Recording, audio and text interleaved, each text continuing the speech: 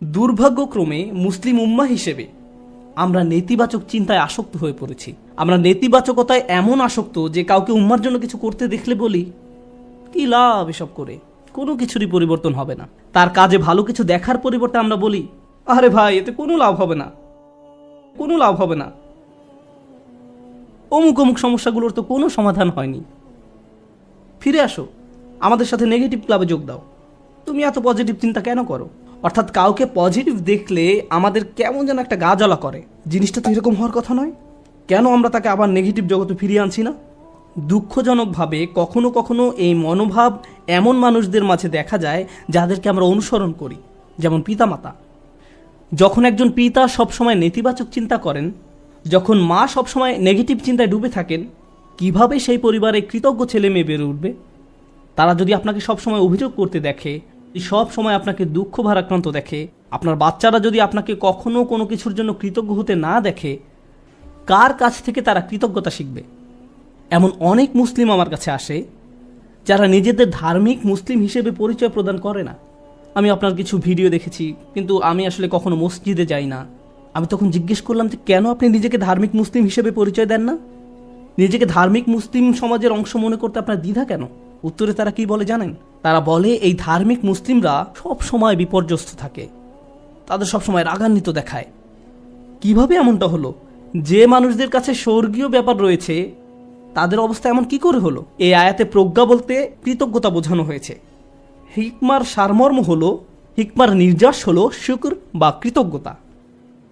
যে নিয়মিত আল্লাহর দিন সম্পর্কে জ্ঞান লাভ করতে থাকে তাকে কেন এমন দুর্দশাগ্রস্ত লাগবে? মূলত আপনি যত বেশি কৃতজ্ঞ হবেন আপনাকে তত বেশি ইতিবাচক দেখাবে। সব সময় সব কিছুতেই আপনি ইতিবাচক দিকটি খুঁজে পাবেন। এমনকি যখন আমরা দুঃখ ভারাক্রান্ত হয়ে পড়ি তখন আমরা নিজেদের এই বলে প্রবোধ দেব যে আমি এই মুহূর্তে কোন কোন বিষয়ের জন্য কৃতজ্ঞ থাকতে পারি। তারপর নিজের মনকে শক্ত করে আবার দাঁড়িয়ে যান। এখন আমার মুসা আলাহিসাল্লামের কথা মনে পড়ে গেল। আমি আসলে সব সময় মুসা আলাহিসাল্লামের এই ঘটনাটি দ্বারা অনুপ্রাণিত হই। তিনি নীল নদ পার হয়ে অপর প্রান্তে চলে গেলেন। তার সাথে বনী ইসরাইলের হাজার হাজার মানুষ, আর সবাই ঘরবাড়িহীন, নিঃস্ব। তার উপর তারা মরুভূমিতে বিচরণ করছেন। তাদের মাথার উপর কোনো ছাদ নেই। পুরুষ, নারী, শিশু, বৃদ্ধ সবাই হয়তো কষ্টে কান্নাকাটি করছে। আমরা এখন টেক্সাসের 100 ডিগ্রি ফারেনহাইট তাপমাত্রায় 20 মিনিট থাকতে পারি না, বলে উঠি আমাকে এখনই বাসায় যেতে হবে। আর তারা মরুভূমিতে বাস করছেন। এখন মুসা আলাইহিসসালাম তাদেরকে শান্ত করার লক্ষ্যে তাদের উদ্দেশ্যে বক্তব্য দিবেন।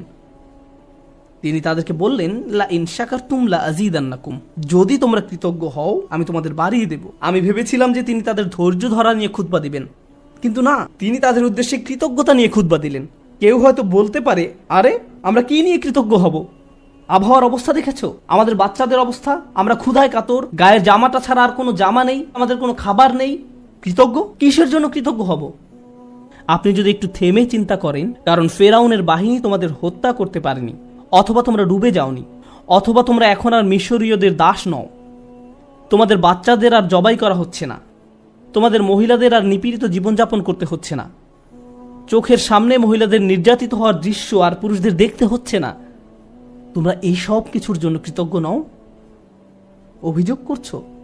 কৃতজ্ঞ হওয়ার জন্য আপনি সব সময় কিছু না কিছু খুঁজে পাবেনই। সব সময় এমন কিছু পাবেন যা আরও খারাপ হতে পারত। সুতরাং এই ধরনের প্রজ্ঞা নিয়ে বেঁচে থাকা খুবই কঠিন।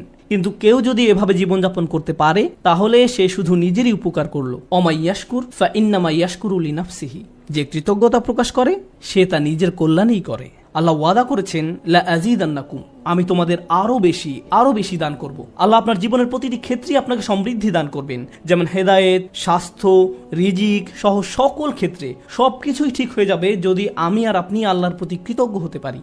এটাই এখানে প্রজ্ঞা। তারপর তিনি বলেন, ওমান কাফারা ফা ইন্নাল্লাহা গানিয়্যুন হামিদ, আর যে কৃতজ্ঞ হয় আল্লাহ অভাব মুক্ত। আল্লাহ হলেন গানি এবং হামিদ, তিনি ধনী এবং প্রশংসিত। অর্থাৎ আপনার প্রশংসা তার দরকার নেই, মানুষের প্রশংসার দরকার হয়, কিন্তু আল্লাহর প্রশংসার দরকার নেই। কিছু মানুষ বলে, কেন আমি তার প্রতি কৃতজ্ঞ হব? তোমাদের প্রভুর কেন এত প্রশংসা দরকার হয়? সাধারণ নাস্তিকরাই প্রশ্ন করে, কেন তোমাদের রব সবসময় প্রশংসা করতে বলে? আল্লাহ বলেন, তিনি হলেন গানি, তার কোনো কিছুর প্রয়োজন নেই, তার প্রশংসার দরকার পড়ে না। এটা তোমাদের জন্য, এই প্রশংসা করার মাধ্যমে তোমরাই উপকৃত হবে। তিনি হলেন হামিদ, তোমরা প্রশংসা করো বা না করো তিনিই প্রশংসার মালিক। শুধু শুকর বা কৃতজ্ঞতা নয়, বরং হামদ বা প্রশংসাও তার অধিকারভুক্ত। তিনি আপনার প্রশংসার জন্য অপেক্ষা করেন না। তারপর এই মানুষটি হযরত লোকমান, যিনি কৃতজ্ঞতা এবং শুকরিয়ার জিন্দেগি যাপন করতেন, আর এই দুইটি গুণ তার জীবনের সব কিছুতেই দীপ্তি ছড়িয়েছিল। তিনি কোনো কিছু সম্পাদন করতে গেলে এই গুণগুলো তার মনোভঙ্গি ঠিক করে দিত। আপনি কি কাজ করেন সেটা যেমন গুরুত্বপূর্ণ, তার চেয়েও বড় গুরুত্বপূর্ণ ব্যাপার হলো এই কাজের প্রতি আপনার মনোভঙ্গি কেমন। শুধু কি করেন তাই নয়, বরং কিভাবে করেন সেটাও গুরুত্বপূর্ণ। আপনারা উভয়ে বিসমিল্লাহ বলে খাওয়া শুরু করেছেন, সব কিছু দেখতে একই রকম, কিন্তু একজনের কৃতজ্ঞতার মনোভঙ্গি ছিল আর অন্যজনের সেটা ছিল না। একজন এই দুনিয়া এবং পরকাল উভয় জগতেই লাভবান হবে, অন্যজন হবে না। অন্যজন এই সমস্ত উপকারের দরজা বন্ধ করে রেখেছে, কারণ যে দৃষ্টিভঙ্গিতে সে খেয়েছিল সেটা কৃতজ্ঞতার দৃষ্টিভঙ্গি ছিল না। শুকর শুধু কাজের নাম নয়, এটা মনোভঙ্গিরও নাম। এখন তিনি তার ছেলেকে কি বললেন? ওয়াইজ ক্বালা লুকমানু লিইবনিহি ওয়া হুয়া ইয়াইযুহু।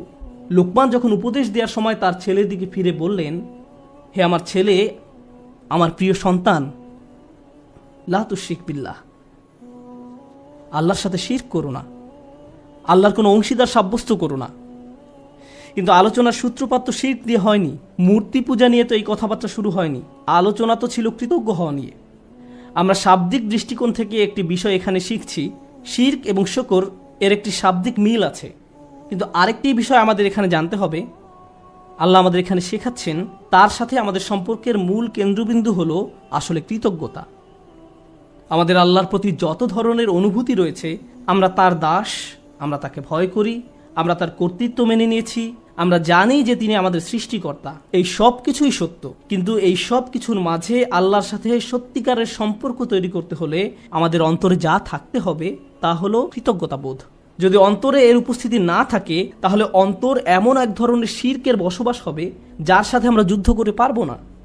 কারণ এটা দেখতে মূর্তির মতো নয়, এটাকে দেখতে মিথ্যে কোনো খোদার মতো মনে হয় না। এটা এমন এক ধরনের মূর্তি যার বসবাস অন্তরে। তো তিনি তার সন্তানকে বলেন, আল্লাহর সাথে শিরক করো না, আল্লাহর প্রতি অকৃতজ্ঞ হয়েও না বলার পরিবর্তে তিনি এই কথা বললেন, কারণ তিনি যেহেতু মনে করেন কৃতজ্ঞ হওয়াই আসলে প্রজ্ঞা, আল্লাহর পাশাপাশি কোনো কিছুকে স্থাপন করো না। আমরা এটা কিভাবে বুঝব? লুকমান তার ছেলেকে আসলে কি শিক্ষা দিচ্ছেন?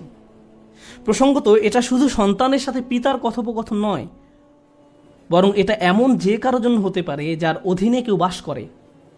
আপনার জীবনে যদি এমন কেউ থাকে যে আপনার কাছ থেকে প্রজ্ঞার তালাশ করে, বিশেষত আমি বাবাদের উদ্দেশ্যে বলছি, এমনকি এর বাইরেও, আপনি হয়তো বড় ভাই, আপনি এমন পজিশনে আছেন যেখানে অন্যরা আপনার অনুসরণ করে, সেক্ষেত্রে আপনার উচিত এই শিক্ষাটি তাদের নিকট পৌঁছে দেয়া। আমি নিজেকে এই প্রশ্নটি করি। আপনাদের কাউকে কাউকে আল্লাহ অনেক কিছু দিয়েছেন, যেমন আপনাদের হয়তো ভালো চাকরি আছে, ভালো ব্যবসা আছে, টাকার সমস্যা নেই, গাড়িও আছে, আপনার সব কিছুই আছে। ফলে আপনার বাচ্চাদের জীবন আপনার নিজের জীবনের চাইতেও অনেক বেশি সহজতর। কিন্তু আপনি যখন ছোট ছিলেন, আপনার জীবন এতটা সহজ ছিল না। আমার এখনও মনে আছে, ঈদের সময় আমরা বার্গার কিনতাম। আমরা একটা বার্গার কিনে পুরো পরিবার সবাই ভাগ করে খেতাম। এটাই ছিল আমাদের ঈদ। আমি আমার বোনের টুকরার দিকে তাকিয়ে থাকতাম, কারণ মাঝখানে টুকরাটা ছিল সবচেয়ে বড়। অনেক বাচ্চারা প্রথম টুকরাটা চায়, কিন্তু প্রথম টুকরাটিতে তো শুধুই রুটি। এখানে আসল কথা হলো আমাদের বাচ্চারা এসব জানে না। তারা এভাবে বলে, আমি আমারটাতে চিজ চাই, আমারটাতে মেয়োনিজ চাই, কেউ বলে আমারটাতে চিজ না, পেঁয়াজ চাই। আমার বাল্যকাল আর তাদের বাল্যকাল একরকম নয়। তারা কষ্ট দেখে না। যখন আপনার টিনেজ বাচ্চা বলে, আমি ঠিক শিওর না কোন কলেজটাতে ভর্তি হব, কোন গাড়িটা যে পছন্দ করি, আপনার হয়তো তখন মনে পড়ে, ভাই আমি পাবলিক বাসে ধাক্কাধাক্কি করে কলেজে যেতাম, সকালবেলা পত্রিকা বিতরণ করতাম, কাজে 3 মিনিট দেরিতে পৌঁছানোর জন্য চাকরি হারিয়েছিলাম, আমি কোনো মতে টিউশন ফি দিতাম, বাসায় নিয়মিত বাজারও থাকতো না। আর আমার বাচ্চারা এখন বলছে তারা শিওর না কোন গাড়িটা কিনবে। আপনার মন চাচ্ছে দেয়ালে নিজের মাথা ফাটাতে, কারণ আমাদের বাচ্চারা মনে করে তাদের তো এমনিতেই সব কিছু পাওয়ার কথা। তারা কৃতজ্ঞ হওয়ার মানে বোঝে না। এভাবে কারো পক্ষে কৃতজ্ঞ হওয়া সম্ভব নয়। আমাদের উচিত আমাদের বাচ্চাদের টাকার মূল্য শেখানো, তাদেরকে উন্নত জীবন দেওয়ার মানে এই নয় যে তাদেরকে ভালো মানের অ্যাপার্টমেন্ট দিবেন। আপনি হয়তো অতিরিক্ত দিয়ে তাদের ধ্বংস করে দিয়েছেন। আপনার বাসা যদি খেলনায় পরিপূর্ণ থাকে আর তারা শুধু আরও নতুন নতুন খেলনা চায়, 2 দিন আগে কিনে দিয়েছেন সেটা ময়লার বাক্সে, তাহলে এই সব শেখার মানে কি? এই তিলাওয়াতের অর্থ কি? আনিশকুর লিল্লাহ মানে বাবা হিসাবে আপনাকে কৃতজ্ঞতার জীবনযাপন করতে হবে এবং আপনি আপনার সন্তানকে কাজের গুরুত্ব বুঝাবেন, রিজিকের গুরুত্ব বুঝাবেন, তাদের যা আছে তার গুরুত্ব বুঝাবেন। তারা যেন যা নেই তা নিয়ে অসন্তুষ্ট হয়ে না থাকে। ঈদের সময় বাচ্চারা ধনী হয়ে যায়। এই সময়টা ছিল আমাদের বাচ্চাদের কৃতজ্ঞতা শেখানোর একটা সুযোগ। কারণ রমজানের আয়াতের শেষে আল্লাহ কি বলেছেন? যেন তোমরা কৃতজ্ঞ হতে পারো। তুমি কত পেয়েছো? তারা একজন আরেকজনকে এভাবে জিজ্ঞেস করে, 2000 টাকা। আমি পেয়েছি মাত্র 1500 টাকা। আমরা দেয়ার পজিশনে নেই, আমরা শুধু নেয়ার মধ্যে আছি। আমরা আমাদের ছেলে মেয়েদের রাক্ষসে পরিণত করে ফেলেছি। তাদেরকে শুধু ভোগ করা শেখাচ্ছি, আর তাদের চাওয়ারও কোনো অন্ত নেই। আর যখন তাদের কোনো দাবি পূরণ করার অবস্থা না থাকে, আমি এমন অনেক পিতামাতার সম্মুখীন হয়েছি যাদের বাচ্চারা তাদের নিকট এভাবে দাবি জানায়, অবশ্যই আমাকে আইফোন কিনে দিতে হবে। পিতা বলে, না, পারবো না। বাচ্চা তখন বলে, তাহলে আমি আত্মহত্যা করব। তাদের তখন আমার কাছে আসতে হয়েছিল। নতুন আইফোন না পাওয়ার কারণে তারা এমন থ্রেট দিচ্ছিল, কিংবা বাসায় ওয়াইফাই নাই এজন্য এমন করছিল। এটা কৃতজ্ঞতার সম্পূর্ণ বিপরীত আচরণ। আর এমন আচরণ হলো আল্লাহর সাথে এক ধরনের শিরক। যখন কৃতজ্ঞতা হারিয়ে যায়, যা বাকি থাকে তা হলো শিরক। আপনি আত্মসমর্পণ করতে চান, যার কথা শুনতে চান, যাকে সন্তুষ্ট করতে চান, সে হলো নিজের ইচ্ছা আকাঙ্ক্ষা, নিজের ভোগ বিলাসিতা, নিজের কামনা বাসনা। বাচ্চারা এসব জানে না। তাদেরকে দেখিয়ে দিতে হবে, বোঝাতে হবে। আপনি তাদেরকে যা বানান তারা তাই হবে।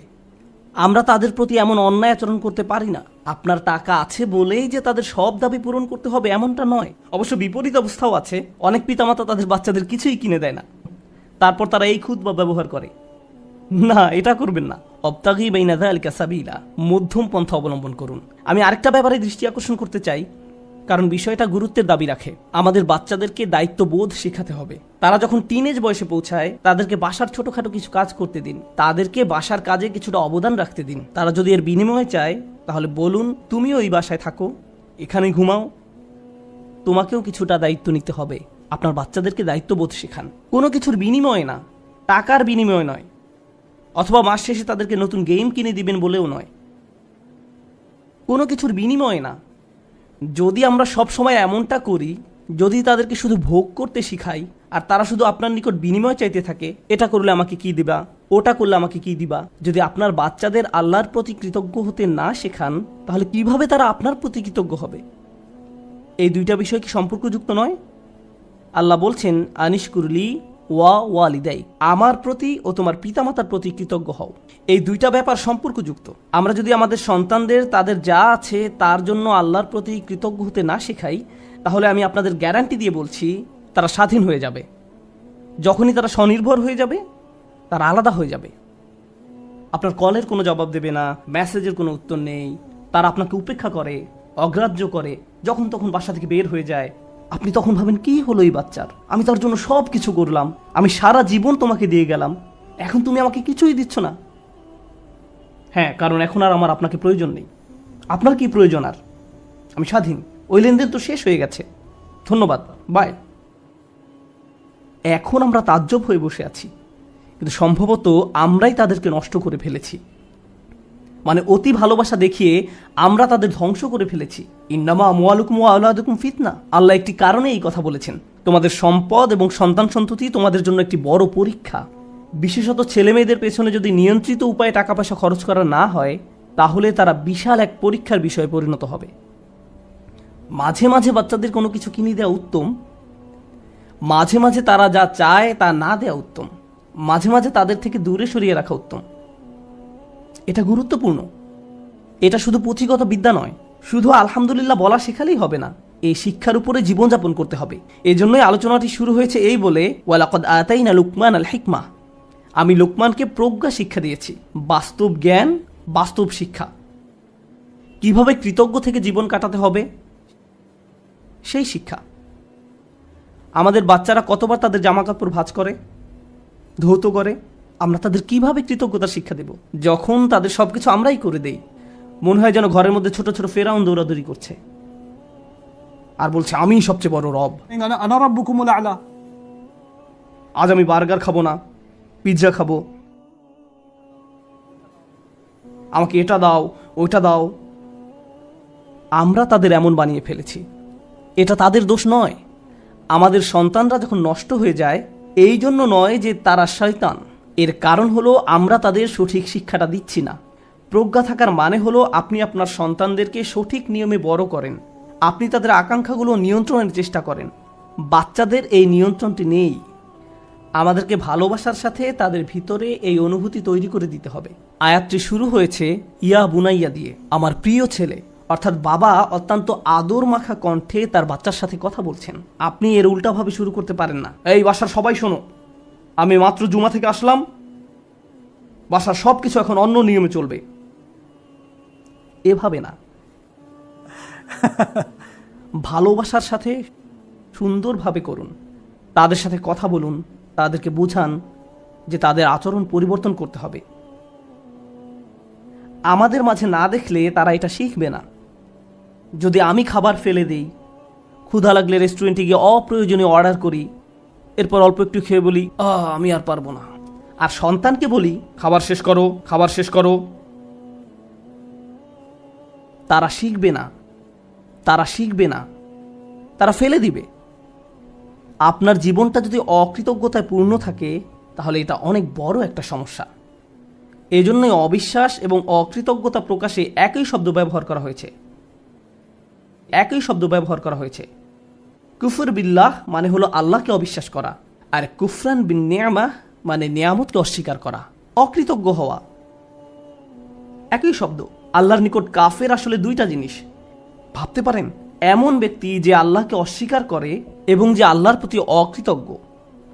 এই জন্য যে ব্যক্তি আল্লাহর প্রতি কৃতজ্ঞ থাকে তার পক্ষে শিরক করা অসম্ভব। কারণ আপনি যদি আল্লাহর প্রতি সুধারণা পোষণ করেন আপনি শিরক করতে পারবেন না। আমাদেরকে তার প্রতি অকৃতজ্ঞ হওয়ার শিরক থেকে রক্ষা করুন। আল্লাহ আযজা ওয়া জাল্লা আমাদেরকে কৃতজ্ঞ থেকে জীবন পার করার সামর্থ্য দান করুন এবং আমাদেরকে সেসব মানুষদের অন্তর্ভুক্ত করুন যারা তাদের সন্তানদেরকে কৃতজ্ঞ হওয়ার শিক্ষা দান করে। বারাকাল্লাহু লি ওয়া লাকুম। আসসালামু আলাইকুম ওয়া রাহমাতুল্লাহ। এক বোন আসলেই চমৎকার একটা প্রশ্ন করেছেন, তাই আমি ভাবলাম যে সেই প্রশ্নের উত্তর দিয়েই এই পর্বটি শুরু করা যাক। আর কোরআনের সাথে সম্পর্ক তৈরির ক্ষেত্রে এই বিষয়টি উপলব্ধি করতে পেরে সকলেই আশা করি উপকৃত হতে পারব। প্রশ্নটি ছিল, এখানে আমরা এত সব বিচক্ষণতা এবং দার্শনিক অনুপ্রেরণামূলক শিক্ষা অর্জন করছি, এই সব কিছুর বাস্তবিক উপকারিতা কি? কিন্তু বাস্তবিক অর্থে কি সাথে নিয়ে আমরা ফিরে যাব? প্রশ্নকারী হয়তো অনুপ্রেরণা অর্জনের বিষয়টি বুঝাননি, বরং তিনি হয়তো বুঝেছেন যে কি ধরনের বাস্তব কর্মপরিকল্পনা নিয়ে আমি বাড়ি ফিরে যাব। আমি মনে করি যে অনেকের মধ্যেই এই উদ্বেগটি রয়েছে। আমি এটাও মনে করি যে এই মতটি নির্দিষ্ট কিছু স্লোগানের সাথে সম্পর্কিত, যা সমস্যাজনক হয়ে উঠেছে, যা মুসলিম সমাজে বেশ সার্বজনীন রূপ ধারণ করেছে। আর এই স্লোগানটি হলো, আমাদেরকে কোরআনের প্রত্যেকটি আয়াত শিখতে হবে এবং এটাকে বাস্তবে পরিণত করতে হবে। স্লোগানটি হলো, প্রতিটা জিনিস যা আপনি কোরআন থেকে শিখবেন এটাকে আপনার বাস্তবে প্রয়োগ করতে হবে। কোরআনের সকল আয়াত আপনাকে কাজে পরিণত করার কথা বলে না। আলিফ লাম মিম আপনার কাছে কোনো কিছু আশা করে না।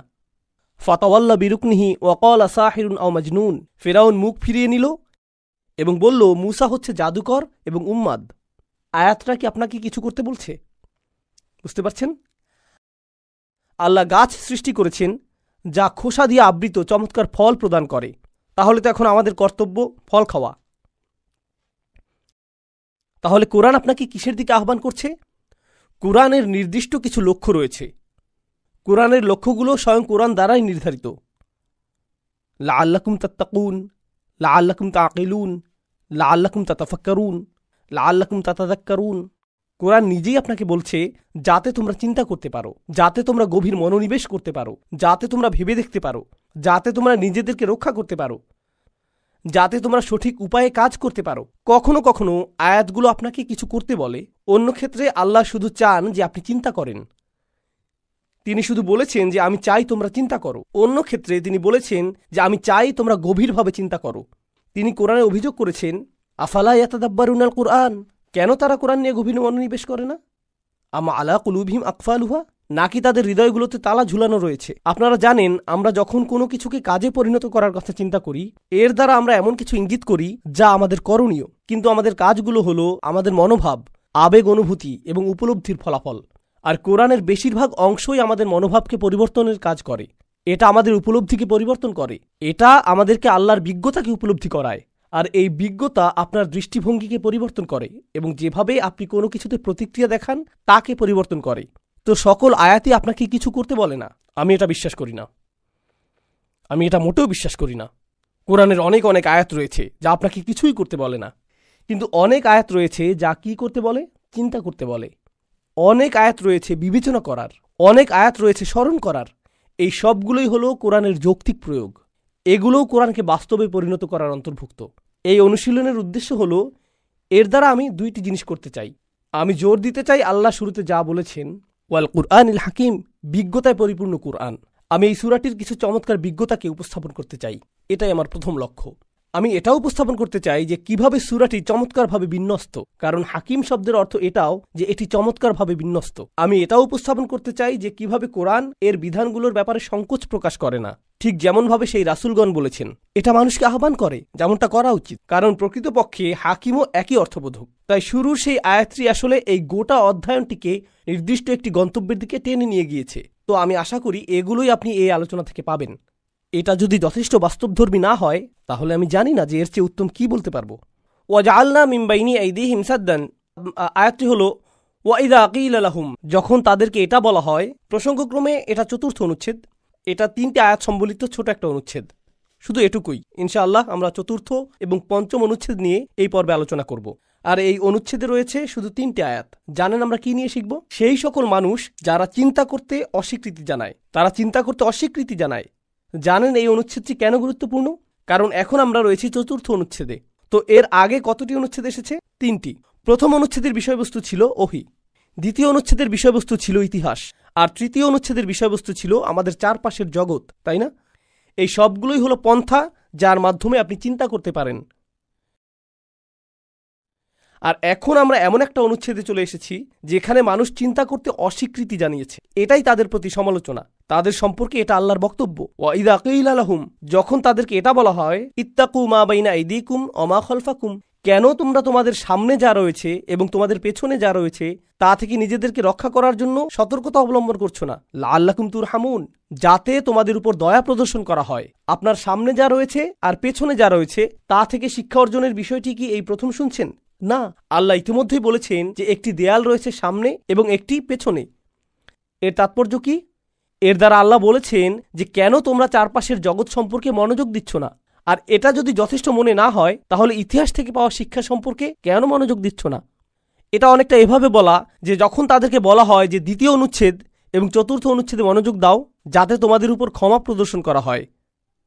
এখন আপনি যখন কাউকে এভাবে বলেন, যখন তাদেরকে বলা হয় এরকম, পরের অংশে আপনি কি আশা করেন? তখন তাদেরকে এরকম বলা হবে, তারা এর জবাব দিবে, তাই না? এমনটি আপনি প্রত্যাশা করেন। কিন্তু জানেন অবিশ্বাস্য বিষয়টি কি? এখানে জবাবের অংশটি নেই, এখানে কিছুই নেই। এটা এরকম যে যখন তাদেরকে বলা হয় মনোযোগ দাও, সতর্কতা গ্রহণ করো, তোমাদের সামনে যা রয়েছে এবং পেছনে যা রয়েছে তার ভিত্তিতে, যাতে তোমাদের উপর দয়া প্রদর্শন করা হয়। এরপর dot dot dot dot dot, কোনো জবাবের উল্লেখ নেই। আপনারা জানেন এর অর্থ কি? তাদের বলার কিছু নেই, তাদের জবাব দেবার কিছু নেই। আর এই বিষয়টা ধারণ করার এটাই সবচেয়ে সুচারু পন্থা যে কত সামান্য তারা চিন্তা করে, তাদের কোনো জবাবই নেই।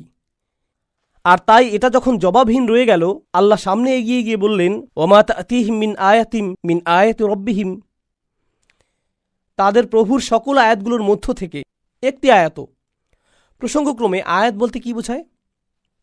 একটি নিদর্শন, একটি অলৌকিক বিষয়। তাদের রবের যে কোনো আয়াতের মধ্য থেকে একটি আয়াতও নেই, ইল্লা কানু আনহা মুরিদিন, যা তারা জেনে শুনে উপেক্ষা করে না। প্রসঙ্গক্রমে সৃষ্টি জগৎ হলো আল্লাহর আয়াত, ইতিহাস হলো আল্লাহর আয়াত, কিন্তু এছাড়াও কোনটি আল্লাহর আয়াত? ওহী। তো এখানে প্রথম আয়াত সম্পর্কে তাদেরকে ইতিমধ্যেই বলা হয়েছে যে তোমাদের বিবেচনা করা উচিত চারপাশের জগৎ। আর এখন তাদেরকে বলা হচ্ছে যে তোমাদের অন্য আয়াতগুলো নিয়েও চিন্তা করা উচিত। কিন্তু কিছু আসে যায় না, যেই ওহী তাদের কাছে আসুক এর পরেও তারা উপেক্ষা করেই যাবে। তো তো সত্যের 3টি দরজার সবগুলোই অবরুদ্ধ, এগুলো তাদের কোনো কাজেই আসবে না। এখন সামনে এগিয়ে গিয়ে আপনি যদি এই শব্দগুলো নিয়ে চিন্তা করেন, ওয়াইদা কিলা লাহুম আনফিকু, যখন তাদেরকে বলা হয় ব্যয় করো, এটা ব্যতিক্রম। এটাই প্রথমবার যখন আসলে কিছু করতে বলা হলো, কিছু বিশ্বাস করা নয়, ধারণাগতভাবে কিছু স্বীকার করা নয়, বরং প্রকৃতপক্ষে কিছু করা। সূরাটিতে এটাই একমাত্র করণীয় আদেশ। ইত্তাবিউল মুরসালিন, রাসূলদের অনুসরণ করো, এই অংশটি ছাড়া। কিন্তু সেখানেও তাদের অনুসরণ এবং বিশ্বাস করার কথা বলা হয়েছে। মনোযোগ দিয়ে শুনুন। যখন তাদেরকে বলা হয় ব্যয় করো তা থেকে যা আল্লাহ তোমাদের সকলকে প্রদান করেছেন, আনফিকু মিম্মা রাযাকাকুমুল্লাহ, ব্যয় করো তা থেকে যা আল্লাহ তোমাদের সকলকে প্রদান করেছেন। আয়াতটি কি বলেছে যে কাকে এবং কিসে দান করতে হবে? না, শুধু বলা হচ্ছে ব্যয় করো। কারণ এটা পরিষ্কার হওয়ার কথা এমন ব্যক্তির জন্য যে তার বুদ্ধিমত্তাকে ব্যবহার করেছে, এটা উপলব্ধি করার জন্য যে ব্যয় করো এমন মানুষের জন্য যার এটা প্রয়োজন। এমন জায়গায় ব্যয় করো যেখানে ব্যয় করা যথাযোগ্য। ব্যয় করার ভালো অনেক উপলক্ষ রয়েছে। প্রসঙ্গক্রমে মক্কায় তখন কোনো মসজিদ নির্মাণাধীন ছিল না, তখন কোনো মসজিদে নববীর দানবক্স ছিল না তখন। তো যখন আল্লাহ প্রদত্ত অর্থ থেকে ব্যয় করার আয়াত আসলো, তখন কার জন্য ব্যয় করতে হয়েছিল? এটা একটা গুরুত্বপূর্ণ প্রশ্ন। আপনাকে এটা ব্যয় করতে হবে ইয়াতিমদের জন্য, দরিদ্রদের জন্য, অভাবীদের জন্য, আহতদের জন্য। কিন্তু এই ইয়াতিমরা, দরিদ্ররা, অভাবীরা এবং আহতরা তারা কি মুসলিম ছিল নাকি অমুসলিম? মক্কায় এরা কি ছিল? কোরআন আসলো এবং এই লোকদের তাদের নিজেদের লোকদের জন্য ব্যয় করতে বলল। নিজের সমাজের যত্ন নাও। আমরা কি এটা করি? আমরা কি এটা মনে করি যে কোরআন আমাদেরকে নিজেদের সমাজের যত্ন নিতে বলেছে? নিজের সমাজের যত্ন নাও। তো এখন ওয়াইদা কিলা লাহুম আনফিকু মিম্মা রাযাকাকুমুল্লাহ ক্বালাল্লাযীনা কাফারু লিল্লাযীনা আমানু, কাফেররা তাদেরকে বলে, যারা ঈমান এনেছে, কাফেররা ঈমানদারদেরকে জবাব দিচ্ছে। এর আগে কি তারা জবাব দিয়েছিল? যখন তাদেরকে বলা হলো তোমরা কেন সতর্ক হচ্ছ না, কোনো জবাব আসেনি। কিন্তু যখন বলা হলো যে কেন তোমরা ব্যয় করছো না, তারা তাৎক্ষণিক জবাব দিয়ে দিল, আনুতঈমু মাল্লাউ ইয়াশাউল্লাহু আত'আমাহ, আমরা কি এমন কাউকে আহার করাবো যাকে আল্লাহ যদি চাইতেন নিজেই আহার করাতে পারতেন? ইন আনতুম ইল্লা ফি দালালিম মুবিন, তোমরা বিভ্রান্ত ছাড়া আর কিছুই না, তোমরা নিশ্চিত বিভ্রান্ত।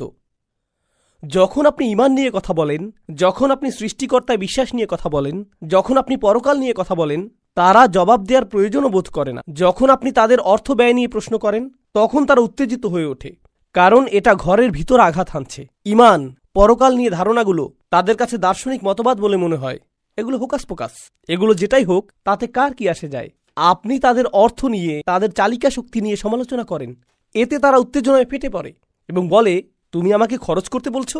তো এখানে আমরা শিখছি যে ব্যবহারিক বিষয়গুলোর কারণেও ইসলামকে প্রত্যাখ্যান করা হয়ে থাকে। তারা অবধারিতভাবে ইসলামের ধারণাকে এজন্য প্রত্যাখ্যান করছে না যে এটা বিশ্বাস করা তাদের জন্য কঠিন, যে ওহী অবতীর্ণ হয় অথবা একজন সৃষ্টিকর্তা রয়েছেন, বরং যেটা মেনে নেওয়া আসলেই কঠিন তা হলো আমাকে হয়তো ব্যবহারিক জীবনের কিছু পরিবর্তন আনতে হবে। যেমন আমাকে হয়তো এমন জায়গায় খরচ করতে হতে পারে যে ক্ষেত্রে আমি সাধারণত খরচ করি না। অর্থ অনেক বড় একটা সমস্যা। লাইটটা জ্বালানোর জন্য ধন্যবাদ, এটা উপকারে এসেছে। অন্ধকারে এখানটা অনেক বেশি রোমান্টিক হয়ে গিয়েছিল।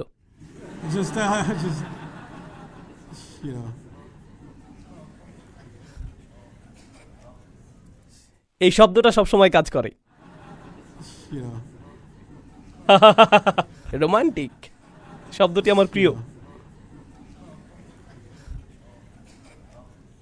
জানেন এটা দিয়ে কি বোঝাচ্ছে? যখন তারা বলে যদি আল্লাহ ইচ্ছা করতেন তিনিই তাদেরকে আহার করাতে পারতেন, কেন তাদেরকে আমরা আহার করাবো? কেউ কেউ বলেছেন যে তারা এখানে তাকদীর নিয়ে প্রশ্ন তুলেছে।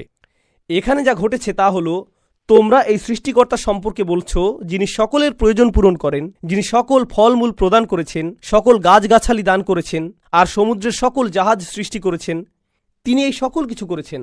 তাহলে তিনি নিজে কি এই দরিদ্রদেরকে আহার করাতে পারেন না? যাও তাকে গিয়ে জিজ্ঞেস করো। তোমরা সবাই বিভ্রান্তিতে পড়ে আছো। এটা অহংকারের সর্বোচ্চ সীমা। আর এই 3টি আয়াতে আল্লাহ আমাদের বলছেন আমাদের প্রতিক্রিয়া মূলত 2 ধরনের। প্রথমত, তাদের কোনো জবাব নেই। দ্বিতীয়ত, আপনি যা বলেন তারা এর সবটুকুই উপেক্ষা করে। আর যদি তারা জবাব দেয়ও তারা সবচেয়ে জঘন্য, অহংকারী, অবাধ্য ধরনের জবাবই দেয়, কোনো ধরনের যুক্তিবুদ্ধি ছাড়াই। এরই মোকাবেলা এখন আপনি করছেন, আর আপনি তাদেরকে জিজ্ঞাসা করার পরিবর্তে এখন তাদেরই কথা বলার পালা, যেটা আমাদেরকে পঞ্চম অনুচ্ছেদে নিয়ে যাচ্ছে। ওয়ায়াকুলুনা মাতা হাযাল ওয়াদু ইন কুনতুম সাদিকিন। তারা বলে, কখন এই প্রতিশ্রুতি আসবে, যে প্রতিশ্রুতির ব্যাপারে তোমরা আমাদের বলেই যাচ্ছ, কখন এটা আসবে যদি আসলেই তোমরা সত্য বলে থাকো? তারা কোন প্রতিশ্রুতির কথা বলছে? সতর্কীকরণগুলোর কথা। এখন আমি আপনাদেরকে এই কথাটি স্মরণ রাখতে বলবো, সতর্কীকরণগুলো আসে 3টি পর্যায়ে। এটা অত্যন্ত অত্যন্ত গুরুত্বপূর্ণ জিনিসগুলোর একটা। সতর্কীকরণগুলো 3 ধরনের। কোরআনের সর্বপ্রথম সতর্কীকরণ হলো একটি জাতির ধ্বংসপ্রাপ্ত হওয়া, কোনো জাতিকে ধ্বংস করা হবে। নূহের জাতিকে পানিতে ডুবানো হয়েছিল, লুতের জাতির উপর অগ্নিবৃষ্টি বর্ষিত হয়েছিল, ইত্যাদি ইত্যাদি। প্রথম ধরনের সতর্কবার্তাটি কি? একটি জাতির ধ্বংসপ্রাপ্ত হওয়া। দ্বিতীয় সতর্কতা হলো বিচার দিবস। প্রথমটি কি ছিল দেখি আপনারা এখনো জেগে আছেন কিনা। জাতির ধ্বংসপ্রাপ্ত হওয়া। দ্বিতীয়টি বিচার দিবস। তৃতীয়টি হলো জাহান্নাম। প্রথম, দ্বিতীয়, তৃতীয় আমার সাথে পুনরাবৃত্তি করুন। জাতির ধ্বংসপ্রাপ্ত হওয়া, দ্বিতীয়টি বিচার দিবস, তৃতীয়টি জাহান্নাম। আর এই সবগুলোই সম্পর্কযুক্ত।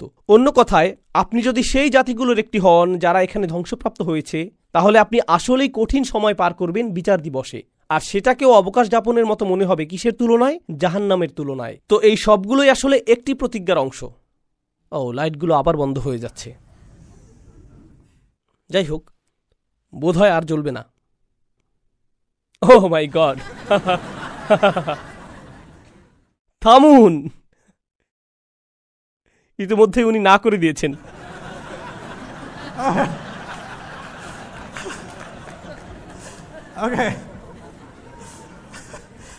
কম আলোতে কাউকে অধিক সুন্দর দেখাবে না। আমি মজা করলাম। আমি এখন আবার কোরআনে ফিরে যাচ্ছি। আসুন মনোযোগ দেই। তো এই প্রতিশ্রুতিটি, এটা কখন ঘটবে? তোমরা কি সিরিয়াস? যাও দেখি সেটা নিয়ে আসো। সেটা ঘটাচ্ছ না কেন? প্রসঙ্গক্রমে এর আগের আয়াতে তারা বলেছিল, আল্লাহ যদি এতই ধনী হন তাহলে কেন তিনি নিজে দরিদ্র লোকদের দেখাশোনা করছেন না? কোরআনের আরেকটি সূরাতে এই কথাই বলা হয়েছে, ইন্নাল্লাহা ফাকিরুন ওয়া নাহনু আগনিয়া। আল্লাহ দেউলিয়া হয়ে গেছেন, আমরা ধনী। আল্লাহ বলেছেন, সানাকতুবু মা ক্বালু, আমরা লিখে রাখবো যা তারা বলে। এটা কোরআনের স্বাভাবিকতার ব্যতিক্রম বর্ণনাগুলোর একটি। আল্লাহ লিখে রাখবেন যা তারা বলে, লিখে রাখবেন তাদের উক্তি। সেই উক্তিটি কি? আল্লাহ হলেন গরিব আর তারা ধনী। আর তারা মূলত এইরকম কথা এখানেও বলেছে।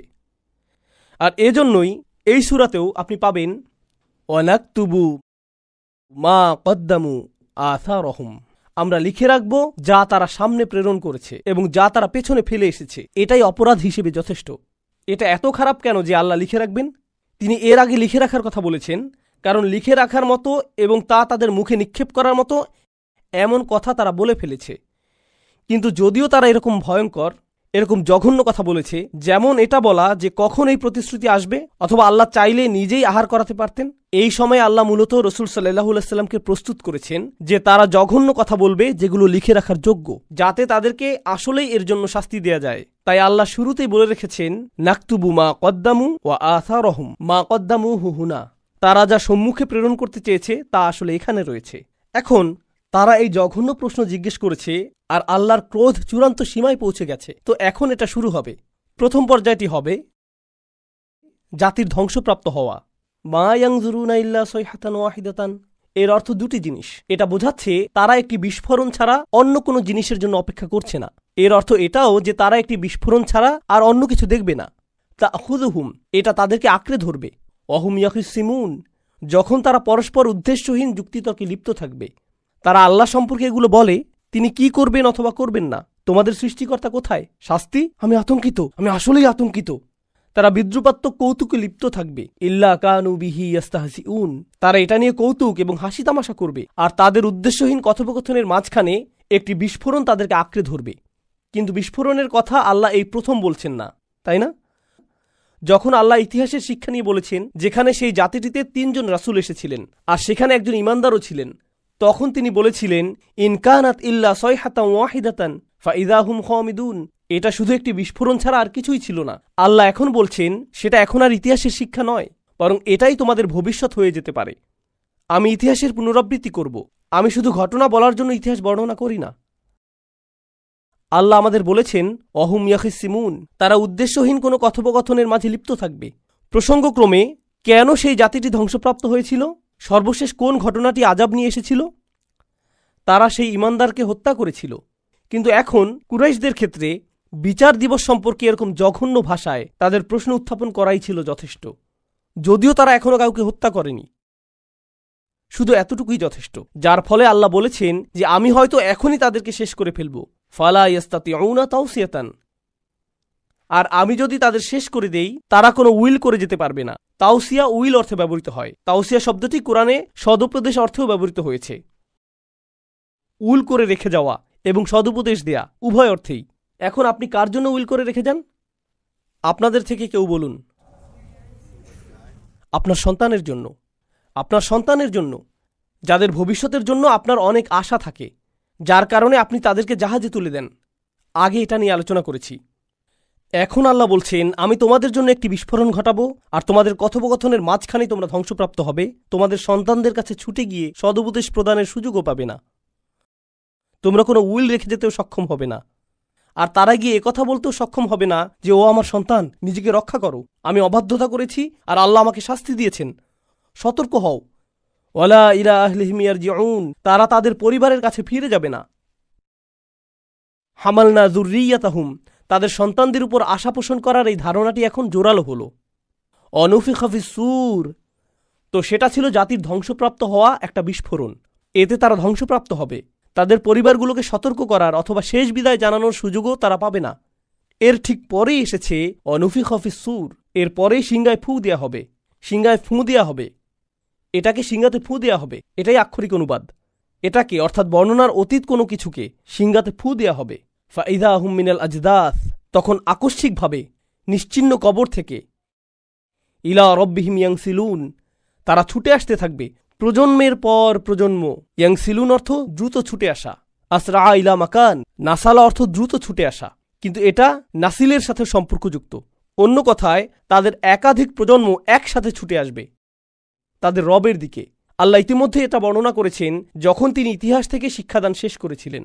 তখন তিনি বলেছিলেন তাদের সকলকেই একত্রে জড়ো করা হবে, আর এখন তিনি বলছেন যে তাদের সকল প্রজন্মকে একসাথে জড়ো করা হবে। আর তিনি এখানে আজদাস শব্দটি উল্লেখ করেছেন, কুবুর নয়। আজদাস অথবা একবচনে জাদাস, এর অর্থ চিহ্নহীন কবর। আপনি হয়তো এর উপর দিয়ে হেঁটে যাচ্ছেন, আপনি জানেনও না যে এর নিচে কেউ সমাহিত অবস্থায় রয়েছে। যদি আমি তোমাদের ধ্বংস করে দেই, আর তারা তাদের প্রভুর দিকে ছুটে আসবে।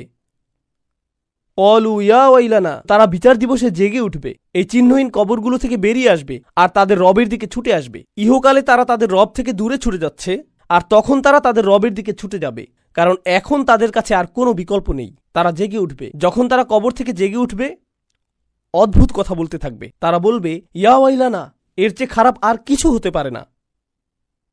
সকল শাস্তির মধ্যে নিকৃষ্ট যা সম্ভব তাকে বলা হয় ওয়াইল। তো যখন তারা জেগে উঠবে আর বিচার দিবসের সূচনা প্রত্যক্ষ করবে, তারা বলবে এর চেয়ে খারাপ কিছু আমি কল্পনা করতে পারি না। আমি কল্পনা করতে পারি না, এটা কি আসলেই সবচেয়ে খারাপ? শীঘ্রই পার্টি শুরু হতে যাচ্ছে। মাম্বাসানা মিম্মার কদিনা, কে আমাদেরকে ঘুম থেকে জাগিয়ে তুলল? যে স্থানে আমরা ঘুমিয়েছিলাম, সেই সময়ে আমরা ঘুমিয়েছিলাম।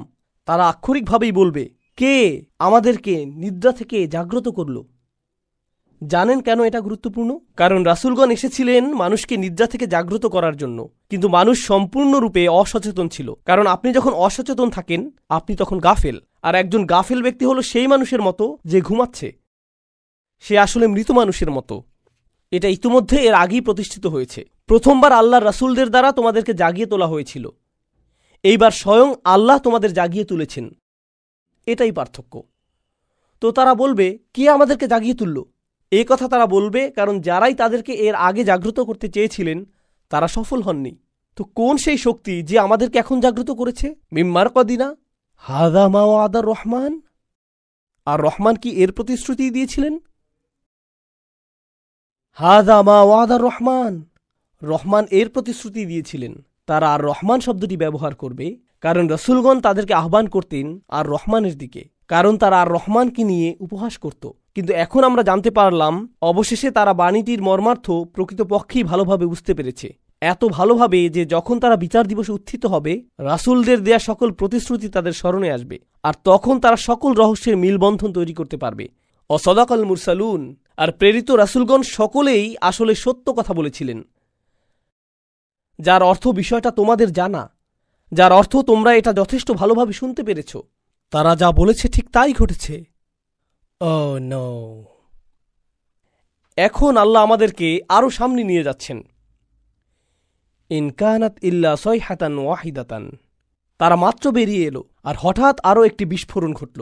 ফাইযা হুম জামিউল লাদাইনা মুহদারুন, তারপর আকস্মিকভাবে তাদের সকলকেই আমার সামনে উপস্থিত করা হবে। অপরাধীদের সকলকে এখন একসাথে জড়ো করা হবে। ঐতিহাসিক সেই জাতির ধ্বংসের শেষেও কথা বলা হয়েছিল। এখন এটা বর্ণিত হয়েছে যেহেতু তোমাদেরকেও একত্রিত করা হবে, তোমাদেরকেও জড়ো করা হবে, তোমরাও তোমাদের প্রভুর সামনে দাঁড়াবে, সকলেই একসাথে সারিবদ্ধভাবে। মুহদর অর্থ এমন কেউ যাকে দিয়ে তার নিজের অবস্থা উপস্থাপন করানো হয়েছে। আহদরা অর্থ উপস্থাপন করা। উহদিরা অর্থ যাকে উপস্থাপন করা হয়েছে, তার হুদুর থাকতে হবে, তার নিজের অবস্থা উপস্থাপন করানো হয়েছে। বাংলায় বলতে গেলে তাকে হাজির হতে হবে। ইসকি হাজিরি লাগায় যায়। ওকে। তো এখন আপনি আল্লাহর সামনে উপস্থিত, আর আল্লাহ সকল মানুষের উদ্দেশ্যে কথা বলবেন। আতঙ্কিত এই অপরাধীরা যারা আর রহমানকে নিয়ে উপহাস করত, এখন তারা আর রহমানের সামনে উপস্থিত। আল্লাহ সরাসরি তাদের সাথে কথা বলছেন, আর তিনি তাদেরকে বলছেন, ফালিয়াউমা, আজ, লা তুযলামু নাফসুন শাইআ, কারো উপর কোনো ধরনের অন্যায় করা হবে না। কাউকে এমন অপরাধে অভিযুক্ত করা হবে না যা সে করেনি। কেউ প্রকৃতপক্ষে যে ক্ষতিসাধন করেছে তার চেয়ে বেশি তার উপর চাপিয়ে দেয়া হবে না, কারণ আমাদের কাছে তোমার প্রত্যেকটি কাজের নিখুঁত রেকর্ড রয়েছে, তো ভুল হওয়ার কোনো সম্ভাবনা নেই। ওয়ানাকতুবু মা কদ্দামু ওয়া আসারহুম ওয়া কুল্লা শাইইন আহসাইনাহু ফি ইমামিম মুবিন, আমরা লিখে রেখেছি সবকিছু যা তারা ভবিষ্যতের জন্য প্রেরণ করেছে, আর সকল প্রভাবক বিষয় যা তারা পেছনে রেখে এসেছে, আর আমরা সকল কিছু লিপিবদ্ধ করেছি সুস্পষ্ট একটি গ্রন্থে। তো তোমাদের কোনো খারাপ কাজ বিস্তৃত হয়ে যাওয়ার কোনো সম্ভাবনা নেই। এটা সেই আয়াতেরই পুনরালোচনা। ওয়ালা তুজজাউনা ইল্লা মা কুনতুম তা'মালুন, তোমরা নিজেরা যা করতে তা ছাড়া তোমাদের ভিন্ন কোনো প্রতিদান প্রদান করা হবে না, তোমাদের কৃতকর্মের পূর্ণ প্রতিদান দেয়া হবে। এটা উল্লেখ করে আল্লাহ প্রসঙ্গ পরিবর্তন করেছেন। এই তাদের অবস্থা, তাদের কি ঘটবে তা এখনই বিস্তারিত জানার প্রয়োজন নেই। হয়তো এদের সাথে অন্য আরও বিষয় ঘটছে, কিন্তু আল্লাহ তাদের প্রসঙ্গের উপর পজ বাটন চেপে দিলেন। একই সময়ে তোমাদেরকে ঈমানদারদের কাছে নিয়ে যাচ্ছি। ইন্না আসহাবাল জান্নাতিল ইয়াওমা ফি শুগলিন ফাকিহুন, এই আয়াতটিতে আমি কিছুটা সময় ব্যয় করতে চাই।